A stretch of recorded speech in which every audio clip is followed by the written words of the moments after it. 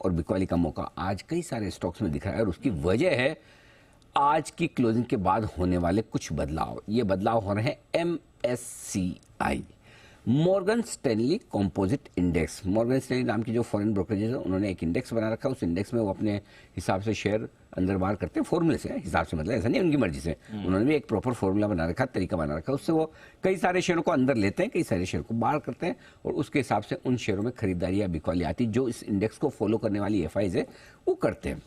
अब क्या बदलाव आज की क्लोजिंग के बाद से होंगे लागू, कुशल के पास पूरी डिटेल है, सारी जानकारी है। कुशल बताएंगे आप? बिल्कुल 100% बताएंगे सर। और यहाँ पर स्पेसिफिकली MSCI फरवरी का जो एडजस्टमेंट्स हैं वो आज बदलाव लागू हो जाएंगे और 10,000 करोड़ के इनफ्लो आने की उम्मीद लगाकर चल रहे हैं हम।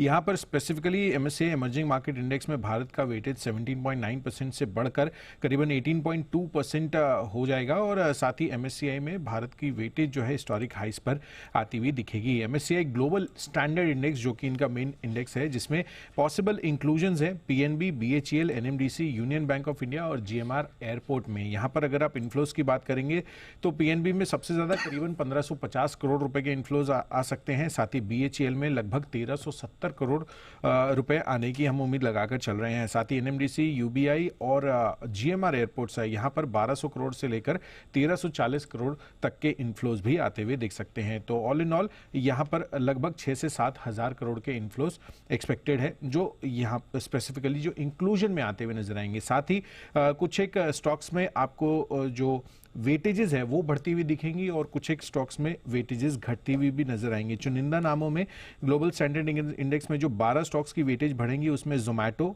DLF, MRF, पेटीएम, बंधन बैंक जैसे स्टॉक्स रह सकते हैं। साथ ही वेटेज गिरावट में जियो फाइनेंशियल्स और कॉनकोर जैसे स्टॉक शामिल हैं। इसके साथ साथ MSCI स्मॉल कैप इंडेक्स में भी बदलाव होंगे जिसमें 27 नए स्टॉक्स ऐड होते हुए दिखेंगे। चुनिंदा नामों में इरेडा, स्वान एनर्जी, होनासा कंज्यूमर, पैसलो डिजिटल जैसे स्टॉक शामिल हैं।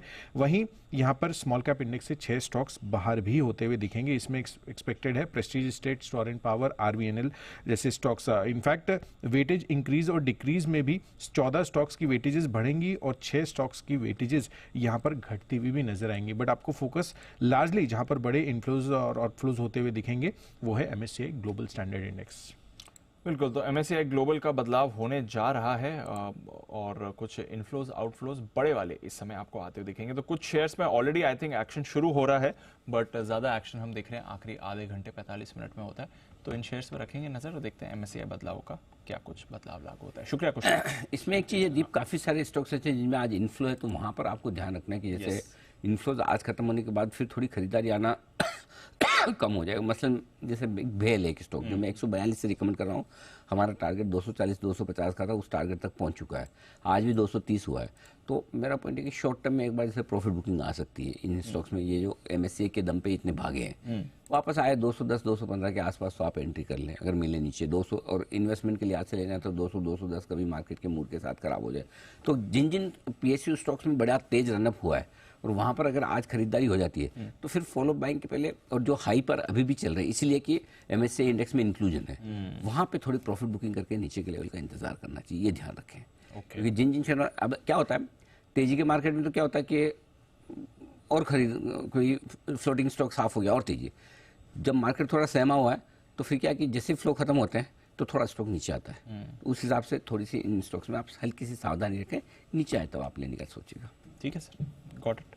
चलिए, ये काउंटर्स, और यूजुअली हम देखते हैं MSCI बाइंग के दिन काफी एक्शन होता है, अगले दिन फिर थोड़ी वीकनेस भी आती है, तो मौके मिलेंगे। अगर आप एंट्री की सोच रहे हैं तो जरूरी नहीं कि सब कुछ आज ही एक्शन करना है, बट हाँ इन स्टॉक्स में आपको जरूर मूवमेंट आते हुए दिखेगा।